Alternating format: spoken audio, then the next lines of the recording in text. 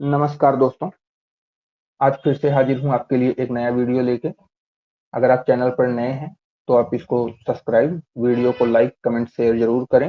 Explore धर्मा पर आपका स्वागत करते हुए चलता हूँ मुद्दे की तरफ। आज का मुद्दा है बृहद्रथ की हत्या, सत्ता का लालच या देश की सुरक्षा। तो बात उस समय की है जब बृहद्रथ ने 187 187 ईसा पूर्व गद्दी संभाली थी और ये मौर्य वंश के आखिरी शासक थे। उसी समय पश्चिम की दिशा में एक नया खतरा उभर चुका था, यानी कि यवनों का, जिसे इंडो ग्रीक्स भी कहा जाता है। और उसी के साथ उत्तर पश्चिम में बैक्ट्रिया का राजा दमेत्रियस सेना लेकर भारत की ओर बढ़ रहा था।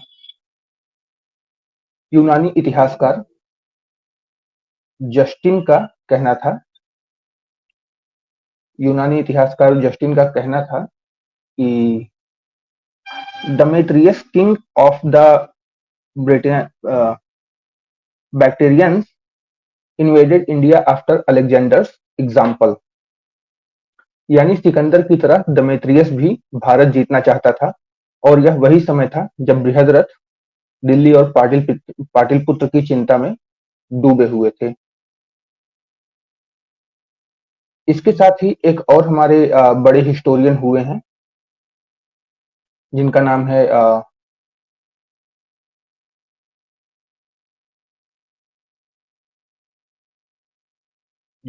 है आरसी मजूमदार।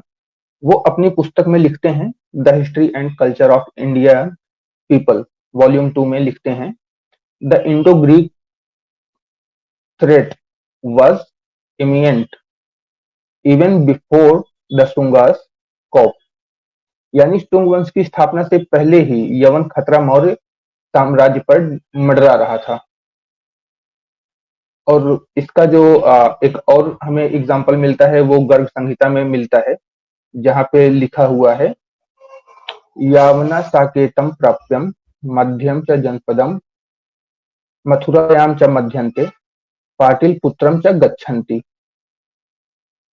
इसका अर्थ जो बताया गया है वो ये है कि मतलब यावन, साकेत और मथुरा तक आ गए थे। यावन मतलब इंडो ग्रीक्स, और पाटिलपुत्र यानी राजधानी की ओर बढ़ रहे थे। यानी बृहद्रथ के समय ही खतरा दरवाजे पर था। इसके बारे में पतंजलि के महाभाष्य में भी लिखा हुआ है। पतंजलि के महाभाष्य में लिखा हुआ है कि यावना साकेतम आगच्छन, अर्थात यावन साकेत तक आ पहुंचे थे। इतिहासकार के एन नीलकंठ शास्त्री और वी ए स्मिथ दोनों मानते हैं कि यवन के खतरे ने ही साम्राज्य के भीतर अस्थिरता बढ़ाई, और संभव है कि यही कारण पुष्यमित्र शुंग के विद्रोह का भी बना। और फिर वह प्रसिद्ध घटना जिसमें सैन्य परेड में पुष्यमित्र सिंह ने सेनाध्यक्ष होते हुए अपने सम्राट बृहद्रथ की हत्या कर दी।